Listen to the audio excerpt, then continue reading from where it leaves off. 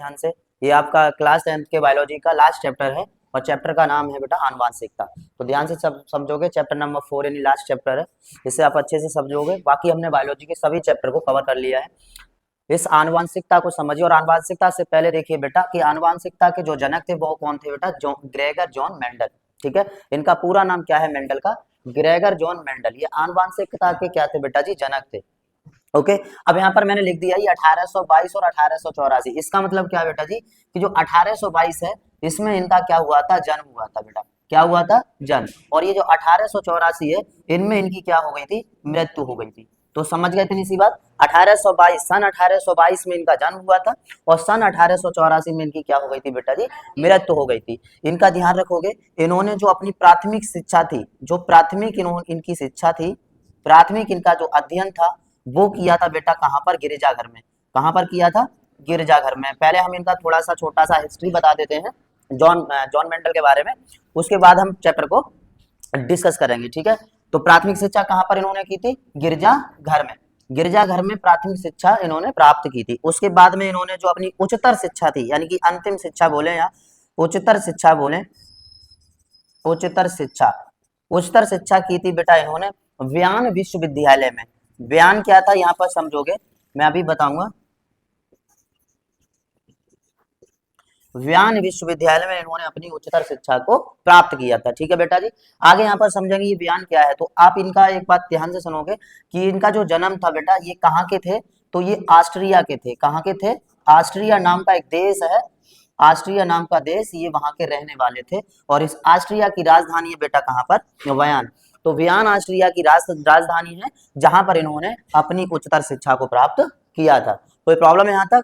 तो इनका basic study आपको समझ में आ गया होगा कि ग्रेगर जॉन मेंडल कौन थे, जन्म कब हुआ, मृत्यु कब हुई, कहां पर कौन सी शिक्षा को इन्होंने ग्रहण किया। तो पहले आप इतना बेटा यहाँ से नोट कर लीजिए, उससे आगे अभी कर रहे हैं बेटा। नेक्स्ट है इससे आगे वंशागत लक्षण। तो समझेंगे कि वंशागत लक्षण किसे कहते हैं। देखिए मैंने इसकी परिभाषा को पहले से यहाँ पर लिख दिया है।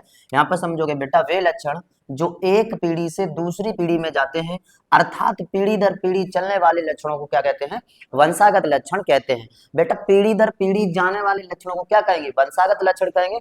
और यहाँ पर समझोगे ये जो वंशागत लक्षण है, ये जो वंशागत लक्षण है, इन्हें ही हम क्या कहते हैं, आनुवांशिकी भी लक्षण कहते हैं। आनुवांशिकी पूछ लेता है कि आनुवांशिकी लक्षण किसे कहते हैं, तो याद रखोगे यही जो वंशागत लक्षण है वो आनुवांशिकी लक्षण भी कहलाते हैं। बेटा ये जो घटना होती है, पीढ़ी दर पीढ़ी जाने वाले लक्षणों की जो घटना है, इस घटना को हम आनुवांशिकता कहते हैं। समझ में आ गया? तो आप यहाँ पर अगर पूछ लिया जाए कि आनुवांशिकता किसे कहते हैं, तो परिभाषा दे दोगे कि पीढ़ी दर पीढ़ी जाने वाले लक्षणों की जो घटना है वो आनुवांशिकता कहलाती है।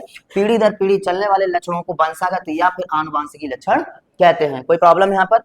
आगे बेटा जैसे यहाँ पर समझिए, जैसे शरीर से संबंधित कुछ अंग एक समान हो जाना ही क्या होता है, पीढ़ी दर पीढ़ी चलने वाले लक्षण, जिन्हें हम जेनेटिक इंफॉर्मेशन कहते हैं। और बेटा ये भी पूछ लेता है कि उपस्थित कहाँ होते हैं, ये जो जेनेटिक इंफॉर्मेशन जो होती है वो कहाँ पर उपस्थित होती है, तो याद रखोगे ये कहाँ पर उपस्थित होती है बेटा, डीएनए में।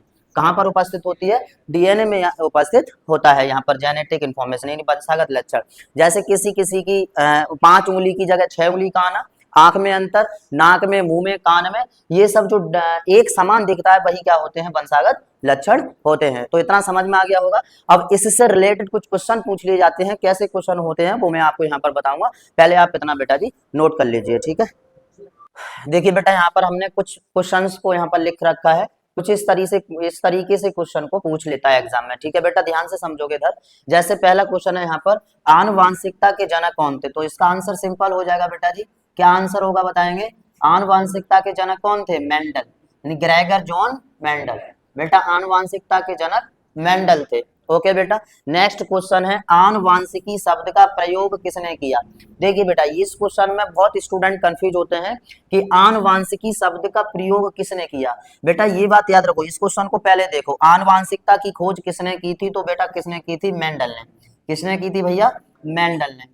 ये बात आप माइंड में बिठा लो, आनुवांशिकता की खोज मेंडल ने की थी, लेकिन आनुवांशिकी शब्द का प्रयोग किया था बेटा किसने किया था, वैटसन ने। किसने किया था भैया, वैटसन ने आनुवांशिकी का खोज मान लो चाहे उसका प्रयोग मान लो। ठीक है बेटा, तो आनुवांशिकी की खोज या उस शब्द का प्रयोग किसने किया था, तो वैटसन नामक साइंटिस्ट थे, उन्होंने इसकी इसका क्या किया था, उपयोग किया था, प्रयोग किया था। कोई प्रॉब्लम यहाँ तक आप याद रखेंगे।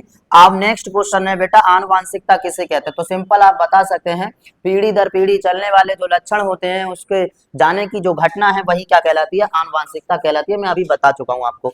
नेक्स्ट है बेटा, ग्रेगर जॉन मेंडल ने प्राथमिक शिक्षा कहाँ प्राप्त की थी, बताएंगे। तो कहाँ पर प्राप्त की थी बेटा, गिरजाघर में। कहाँ पर प्राप्त की थी, गिरजाघर में।